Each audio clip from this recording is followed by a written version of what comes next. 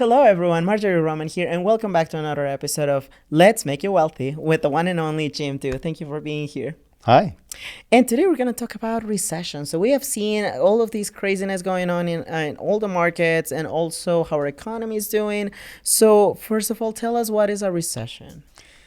For most countries, a recession is when you have two back-to-back quarters of negative GDP, gross domestic product. So that's kind of the income for a country. That's what most countries around the world do, but that's not what we do in the United States. What we do here is we have this group of people that secretly meets, and they decide when we've had a recession. And it's in essence a dramatic economic slowdown. That's what a recession is. And what would you say are some of the benefits, I guess, of being on a recession? Because we have seen people focusing on all the negativity of it, but what are some of the benefits that you can get by investing during a recession? I love that question because a lot of people talk about the problems, but the benefits of a recession. So one benefit is sometimes a recession can help you realize, because you get laid off or because you have to deal with static with your company or they cut your wages, that might make you want to become an entrepreneur. And I think entrepreneurship is one of the greatest things, if it fits you, to do in your life, is to become an entrepreneur. So sometimes it has that benefit where people are like, oh, maybe I don't have the security I thought with my company. The other benefit to a recession is asset prices, because usually during a recession, asset prices come down, and that is a buying opportunity. But a lot of people get scared and they hoard their cash and they're afraid to invest. So what you have to do is say, how long is my investment horizon? If you've got 10 years, 15 years, 20 years, you should be leaning in and getting excited, saying, hey, real estate prices are dropping and stocks are dropping and all these places I can invest are dropping. So it's a buying opportunity. Too often people get fearful and they try to hoard their money and they even sell assets that would appreciate, which is very dangerous when times are bad. It would be better to lean in and to say, hey, this is an opportunity, because there's so much wealth that's created during recessions by people who are willing to step in and invest. Exactly, because then again, the wealthy are created within a crisis. So when it comes to all of these markets, what happens, for example, in the case of the housing market during a recession? Usually they slow during a recession. This is going to be interesting because we have seen the market feeling that the housing market price is coming down. We've seen a lot less people out there buying homes. Part of the reason is interest rates are higher, mortgages are more expensive, and people are nervous. So I think we're going to see prices come down a little bit. However, there's not a lot of inventory when it comes to single family homes. And so I think there's going to be some mitigation where we're not going to see this big drop. I don't think this is going to be anything like 2008 for home prices or for the economy in general. I believe this will be a mild recession. The problem with recessions is we don't even know if we're in one, we're already in one, we were in one, we're not in one now, or we're going to be in one in the next few months. We really don't know. And usually you find out we had a recession months after it actually happens. So don't worry about that as much as worry about investing, move forward, don't move backward, and don't get frozen. That's right. Don't lean into your fears. Actually take that step of faith and go for your investments. So what are some of the ways, I guess, that we could prepare ourselves for facing this recession, as well as kind of bulletproofing, recession-proofing our investments that we currently have? Well, I always like to say that if you're in a plane and the engine blows out and you can see into the cockpit, and the pilot goes, oh my gosh, what do we do now? And pulls out like a manual. Oh no. That's not good. So often I see people thinking about how they're going to handle a recession while they're in a recession. You should be thinking about how to handle the recession when you're not in a recession. Same thing. You want the pilot thinking about an engine going out when they're on the ground, all the things you need to do, not while you're in the air, when you're on a simulator, not in the air. So this is what you want to do. And now we're probably will be in a recession. Maybe we are in a recession. So think about, what are the things that you're going to be doing and how are you going to survive? So kind of paint the worst case scenario, but remember what Warren Buffett said. He said, when people get greedy, I get fearful. And when people get fearful, I get greedy. And during recessions, people get fearful. And that's when you should think about, what am I investing in now?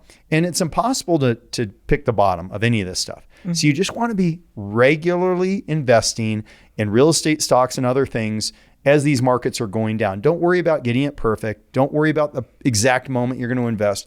Just invest, because things are going on sale or they are on sale, and now's the time to start moving. That's right. The time is now. The time is right now to build your portfolio, to start making sure that you have the financial security for any emergency later on. Now, there are multiple investment vehicles that we can invest on, but what would you say in your experience that are the, I guess, recession-proof or recession-resistant vehicles that we could invest on?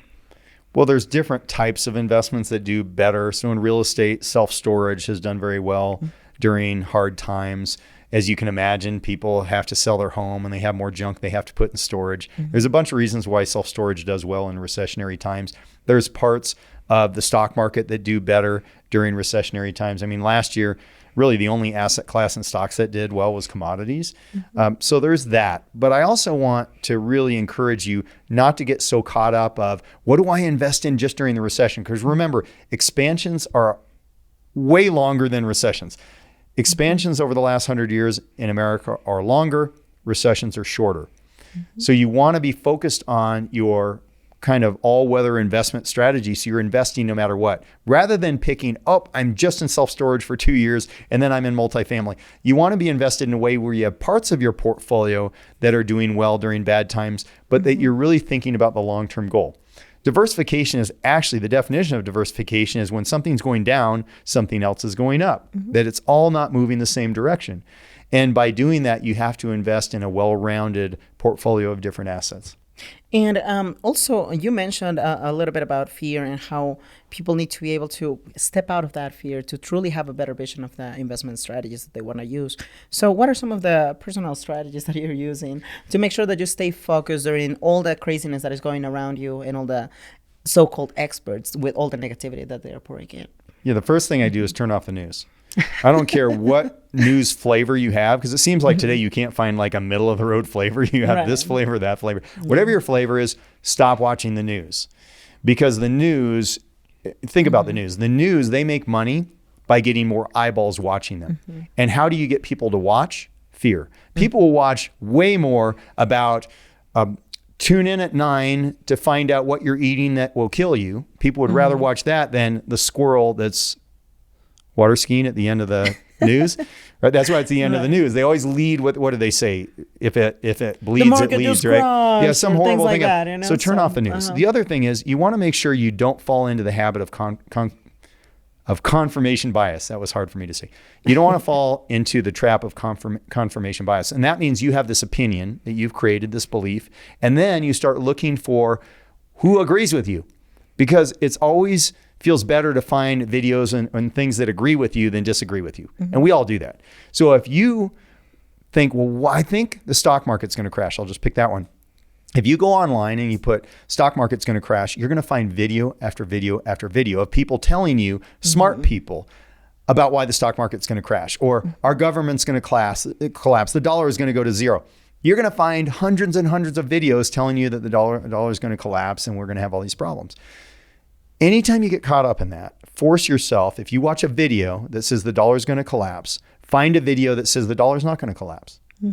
And feed your brain with both of those, because confirmation bias will make you feel stronger and stronger and stronger that you're right, because you're going to only feed your brain one side of the story.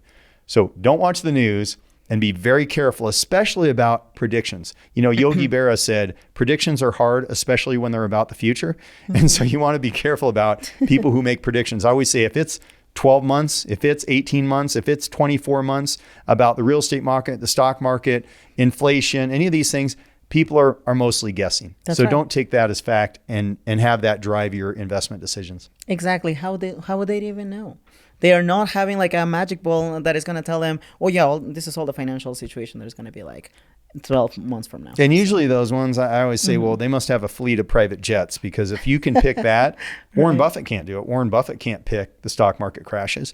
Yet he's one of the richest people in the world. For sure. So trying to pick those things, and you often have to ask, what's that person's incentive? If they're selling you a newsletter or they're trying to get you to subscribe to their thing, maybe that's what they're trying to do, is sensationalize stuff to scare you. but always balance that out in your mind. Hear the other side of the story. That's right. Stay objective and also step out of those fears, because there's no way that you can build your portfolio without having the courage to actually go and invest. Thank you so much again, Jim. And thank you to our audience. So there you have it. Your time is now to start building your portfolio. We're going to see you in the next episode. Bye-bye.